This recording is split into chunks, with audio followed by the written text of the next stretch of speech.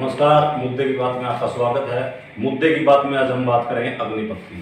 केंद्र सरकार ने अभी हाल ही में सेना में सीधी भर्ती न करके अग्निपथ योजना के तहत भर्ती का निर्णय लिया है। इस केंद्र सरकार के निर्णय के बाद देश में बवाल मचा हुआ है। तो अग्निपथ योजना है क्या, इसको अब क्या फ़ायदा होगा या क्या नुकसान होगा, इसके बारे में हम बात करने के लिए हमारे साथ कर्नल डी के भारद्वाज जी मौजूद हैं और कर्नल वेद प्रकाश गठोड़ा हमारे साथ मौजूद हैं। इनसे हम इस की जो अग्निपथ योजना केंद्र सरकार की, इसकी बारीकियों के बारे में बात करेंगे। ये युवाओं के लिए सही फैसला है या गलत फैसला है, इसका क्या नुकसान है, क्या फ़ायदे होने वाले हैं। सर नमस्कार, मुद्दे की बात में आपका स्वागत है। जय हिंद। हम आभारी हैं प्रेस की, आपने हमें बुलाया और मुद्दे की बात के लिए बातचीत करने के लिए न्योता दिया। सर केंद्र सरकार ने अभी हाल ही में अग्निपथ योजना लागू की है कि सेना में सीधी भर्ती न करके केंद्र सरकार 4 साल के लिए अग्निपथ योजना के तहत भर्ती किए जाएंगे जवानों को। तो ये केंद्र सरकार का फैसला सही है या गलत है? हमारे लिहाज से, हम सैनिकों के लिहाज से, देश हितैषियों के लिहाज से फैसला गलत है। क्यों गलत है? क्योंकि हम सेना में नौकरी कर चुके हैं और ये जो 4 साल के सैनिक हैं भर्ती होंगे, इनका भविष्य बिल्कुल ही अंधेरे में रहेगा। क्यों रहेगा? इनको एक्स सर्विसमैन का स्टेटस नहीं मिलेगा, वो 5 साल में मिलता है। जानबूझ के इस पीरियड को 4 साल किया गया है ताकि इनको एक्स सर्विसमैन का स्टेटस ना मिले। और ईएसएम का स्टेटस नहीं मिलेगा तो इनको कैंटीन की सुविधाएँ नहीं मिलेंगी और हमारी जो मेडिकल का कार्ड है ECHS, उसकी भी सुविधाएँ इनको नहीं मिलेंगी। और ये जब बच्चे आएंगे 17-18 साल के जाएंगे, 22-23 साल के वापस आ जाएंगे, इनकी ब्याह शादियाँ नहीं होंगी, मुश्किल से होंगी।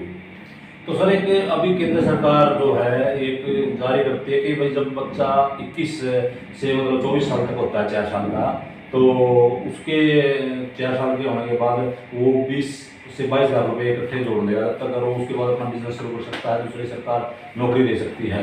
तो ये कहाँ तक केंद्र सरकार का जो है आप इस दृष्टि को ठीक मानते हैं? ये दृष्टि गलत बयानी है, सही नहीं है। 20-22 लाख कहाँ से जोड़ लेगा? उसको जब वो आएगा 11.70 लाख रुपए मिलेंगे, वो भी 9,000 रुपये हर महीने वो जमा करेगा। 9,000 सरकार जमा करेगी, थोड़ा बहुत इंटरेस्ट मिलेगा, उसके मिलेंगे 11,70,000 रुपये। और जब वापस आएगा दोबारा नौकरी ढूंढेगा तो उसके तो 15-20 लाख रुपए और देने पड़ेंगे, या कोई विदेश में जाएगा तो 30-35 लाख रुपए खर्च करने पड़ेंगे। तो 11 लाख किसके काम के आएंगे? वो कहाँ, कितने, कब तक काम लेगा इन 11 लाख से? कुछ भी नहीं है ये रकम। और 4 साल के बाद, 5 साल के बाद तो इसकी कीमत भी क्या रह जाएगी?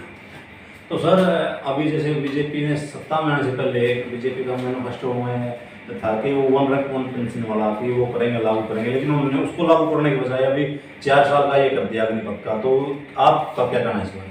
देखिए, 1 रैंक 1 पेंशन की हम लड़ाई बहुत दिनों से लड़ रहे हैं, करीब 7 साल से लड़ रहे हैं। 1 रैंक 1 पेंशन जो हमारा मिलना था हमें, अभी तक वो अधूरा है। अभी इस गवर्नमेंट ने क्या किया कि नो रैंक नो पेंशन, क्योंकि जो अग्निपथ है ये एक ऐसी चीज़ चलाई है जिसमें बच्चे को कोई पेंशन नहीं मिलेगी और कोई भी राहत नहीं मिलेगी।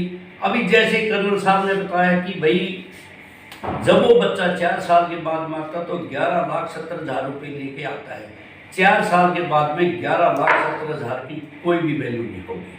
हमारा 1 रैंक 1 पेंशन को छोड़ करके नो रैंक नो पेंशन का प्रावधान चलाया है। तो सर अभी जैसे 4 साल अगर वो बच्चा नौकरी करता है, उन्होंने ट्रेनिंग का, प्रशिक्षण का भी उसका कम कर दिया। वो पहले 9 महीने की ट्रेनिंग होती थी, अभी 6 महीने की ट्रेनिंग होगी उसकी।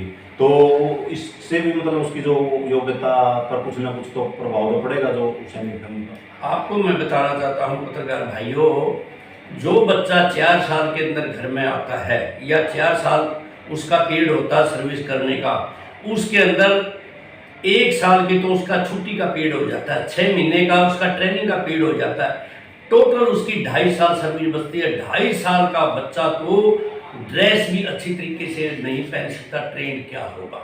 आज यूक्रेन और रशिया की लड़ाई में आप देखिए, जो यंग बच्चे थे वो अनट्रेन्ड होकर के मार खा रहे हैं, क्योंकि उनके अंदर जज्बा तो है खून का, लेकिन वो ट्रेंड नहीं है। ट्रेंड होने की वजह से उनको ये पता नहीं कि उस साइड में जाने से हमें हानि होगी कि या फायदा होगी। वो एकदम से जोश में जाते हैं, ट्रेनिंग अच्छी ना होने के नाते, और अपनी जीवन लीला खत्म कर देते हैं। बात ये सही है कि देश के लिए उन्होंने काम किया, लेकिन हमने देश के लिए तब काम करना है कि हम ट्रेंड भी होने चाहिए। हमने मरना नहीं है, मरना है। ये चीज़ें आती हैं जी सामने क्योंकि 4 साल का पीरियड हम नहीं कह सकते। हमने भी 32 साल फौज के अंदर नौकरी करी है, हमने भी 6 साल 7 साल जब हमने 3-4 एक्सरसाइज यूनिट के अंदर किया है, तभी हमें पता चला है कि लड़ाई कैसे लड़ी जाती है। तो इस तरीके शॉर्ट में हम लड़ाई नहीं लड़ सकते।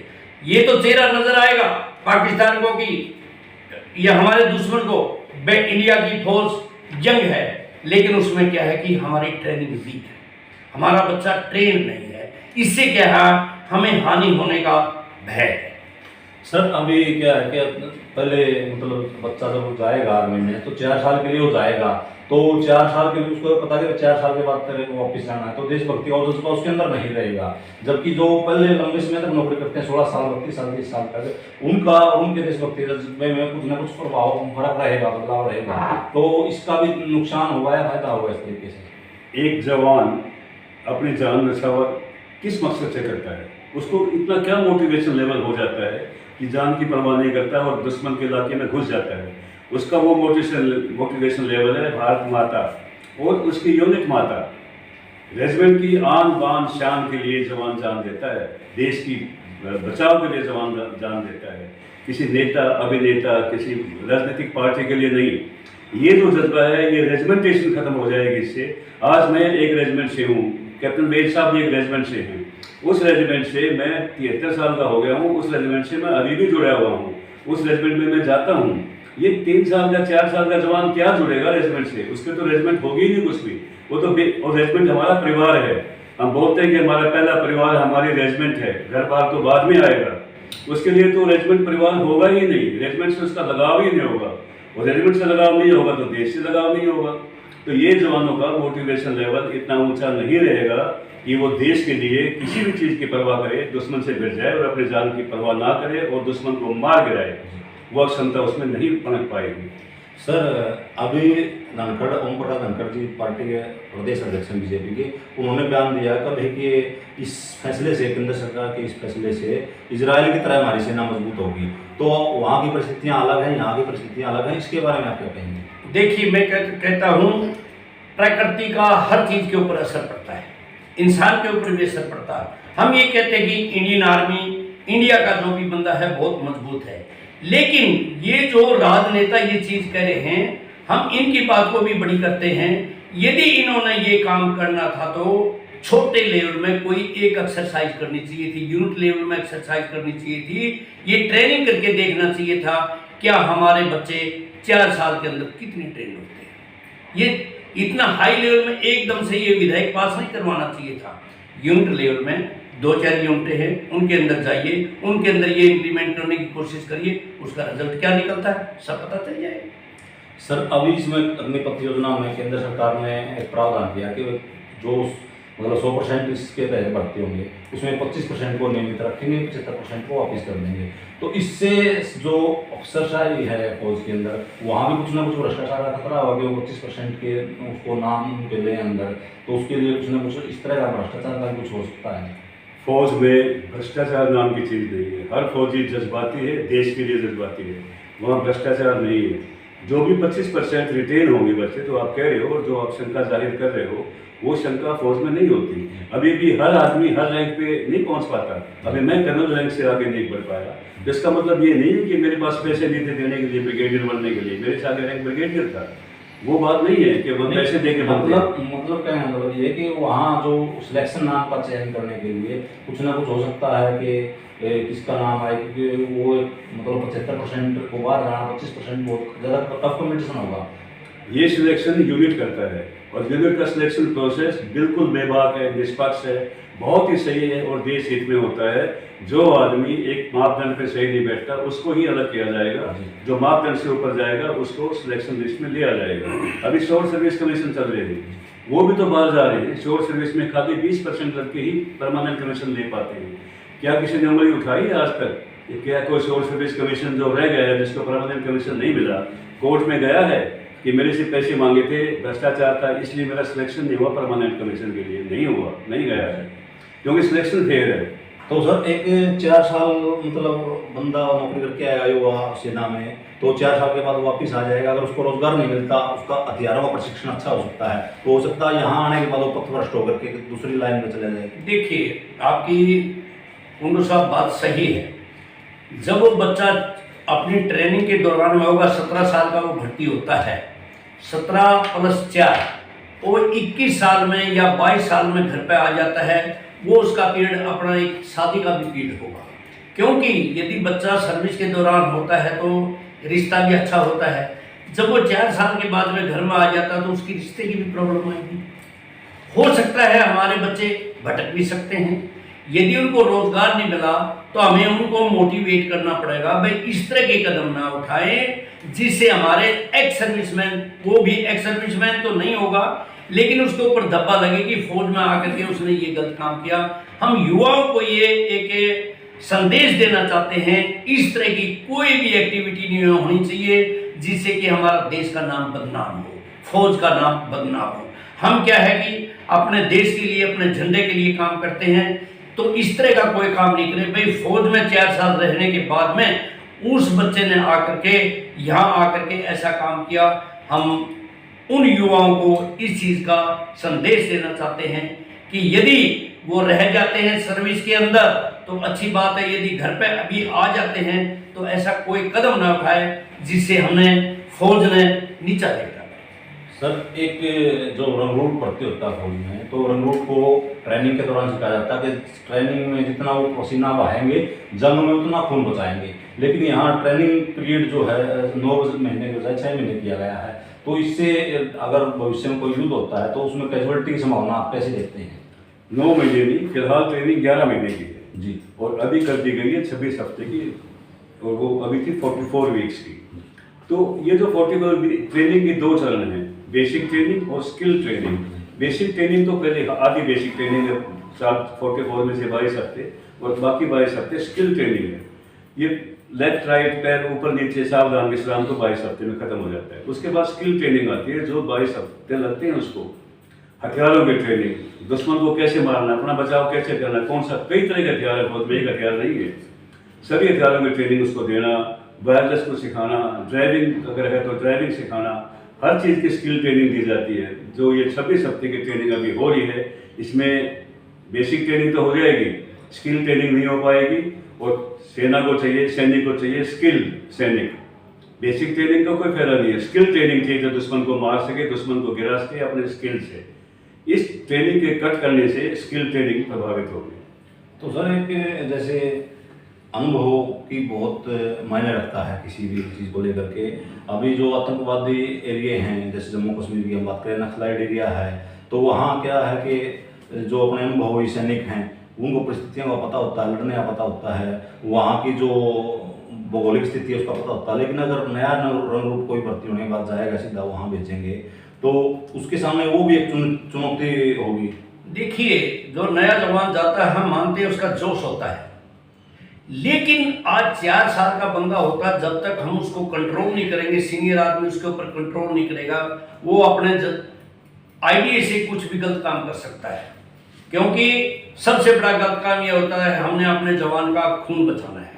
यदि उसको ट्रेनिंग सही नहीं मिली तो अपना खून बचाने में वो सक्षम नहीं होगा। क्योंकि हमारे पास रिक्रूट होंगे ज़्यादा, नए जवान होंगे ज़्यादा, ट्रेंड सोल्जर होंगे कम, तो उनके ऊपर भी हमारा थोड़ा प्रॉब्लम ये आ जाएगी, भाई इतने जवान अपने ऊपर कंट्रोल करना भी थोड़ी प्रॉब्लम आ जाती है। क्योंकि फील्ड एरिया है, उस क्रॉस कंट्री एरिया है, भाई कोई दिखाई देता, कोई नहीं दिखाई देता। ये आपकी बात सही है, अनुभव होना बहुत जरूरी है। मैं एक चीज़ और कहना चाहता हूँ, देखिए अनुभव है जो हम आज अनुभवी बैठे हैं, हमारा अनुभव है जो अभी सर्विस के दौरान हैं, हमारे अफसर जेसीओ जवान साहिबान, उनका बोलने का, काम करने का तरीका अलग है, तो हमारा बोलने का और काम करने का तरीका अलग है। हम यही संदेश देना चाहते हैं, किसी भी काम को करने के लिए ट्रेंड होना बहुत जरूरी है। तो सर जैसा कि अभी ये फैसला लिया गया अग्निपथ का, तो आप इसको क्या मानते हैं? जैसे सेनाध्यक्ष भी इसमें शामिल थे जब ये केंद्र सरकार ने इसको लॉन्च किया, तो ये फैसला केंद्र सरकार द्वारा जबरदस्ती सेना में थोपा गया है, सेनाध्यक्ष की इसके अंदर कोई इन्वॉल्वमेंट है? जहाँ तक सेनाध्यक्षों का सवाल है, जहाँ तक हमें सुना है, जानकारी मिली है, कंफर्म नहीं है, जो हमारे पहले सेनाध्यक्ष थे जनरल नरवणे साहब, वो इसके विरोध में हमें सुना है, और जो प्रेसिडेंट चंद पांडे साहब हैं सेनाध्यक्ष, वो इसके पक्ष में सुना गया है। तो शायद इसका लिए वेट किया गया कि जब नरवणे साहब रिटायर होंगे तब इसको लागू किया जाएगा, और चंद पांडे साहब के टाइम में लागू कर दिया गया है। मेनली सेना में आर्मी ही है ज़्यादा, एयरफोर्स नेवी के बजाय। तो जनरल साहब हैं, उनके ऊपर हम टिप्पणी नहीं कर सकते, हमारे सीनियर ऑफिसर हैं, उन्होंने अपने विवेक से काम किया है, और उनका हम काम के बारे में कुछ बातें नहीं कर सकते। तो सर, अभी जैसे ही अग्निपथ लागू होने का समाज में मैसेज आया देश में, तो विरोध काफ़ी ज़्यादा बढ़ गया है, जगह जगह ट्रेनें रोकी गई हैं, सरकारी संपत्ति को नुकसान पहुँचाया गया है। तो आप क्या एक युवाओं को संदेश देंगे इसके माध्यम से? इसको विरोध अगर करना तो किस तरीके से करें? देखिए, लोकतंत्र के अंदर सभी बातें होती हैं, अच्छी भी बातें होती हैं, बुरी भी बातें हैं। हम युवा तबका को एक चीज़ कहना चाहते हैं, आप देखिए, बगैर सोचे समझे राजनीति हथकंडे जो लोग अपना रहे हैं, उनके चक्कर में ना आकर के पहले सोचें समझें, उसके बाद में हम जो भी होगी सरकार से आग्रह करेंगे, रिक्वेस्ट करेंगे कि भाई ये चीज़ किस तरीके से इम्प्लीमेंट होनी चाहिए। जवानों को ये सोचना चाहिए एकदम तहस में आकर के ये ऐसा कोई कदम ना उठाएं जिससे उनका क्या है करियर खराब हो जाए। हमारा एक्स सर्विसमैन का यही कहना है, धैर्य रखिए, जो सीनियर आदमी हैं उनकी बात को मानिए। और देखिए, कुछ हमने बात सुनी है कि कुछ जवानों ने अपनी जीवन लीला समाप्त कर ली है, ये एक गलत बात है। लड़ाई तो हम जी कर ही लड़ सकते हैं, मरने के बाद में कोई लड़ाई नहीं लड़ी जाती। भाई जवान तबके को हम यही एक मोटिवेट करना चाहते हैं कि ऐसा कोई कदम ना उठाएं जिससे क्या अपने परिवार, अपना भाईचारा, अपने रिश्तेदारों को आपके जाने के बाद में बहुत तकलीफ हो, दुख हो, इसका समाधान होगा। हम गवर्नमेंट से रिक्वेस्ट करेंगे और गवर्नमेंट हमारी बात को मानेगी। तो सर, आप सेना में रहे हैं, काफ़ी लंबा आपका अनुभव हो रहा है, तो युवा जो अभी सेना में जाने के लिए तैयारियां कर रहे हैं, उनको आपका क्या संदेश है, किस तरीके से वो क्या कर सकते हैं? इससे पहले आपने इजरायली आर्मी की बात की थी, मैं आपको उसके बारे में बता दूं। हमने पढ़े, हम हर देश की आर्मी के बारे में पढ़ते हैं, खासकर मजबूत आर्मियों के बारे में बातें करते हैं, पढ़ते हैं। धनखड़ साहब की बात में जो जिक्र किया आपने, शायद उनकी जो जानकारी है वो पूरी नहीं है। इजरायली सेना में क्या है, कॉन्स्क्रिप्शन है। कॉन्स्क्रिप्शन का मतलब हर एबल बॉडीड बच्चे को एक खास उम्र तक सेना में नौकरी करना ही पड़ेगा, ये ज़रूरी है।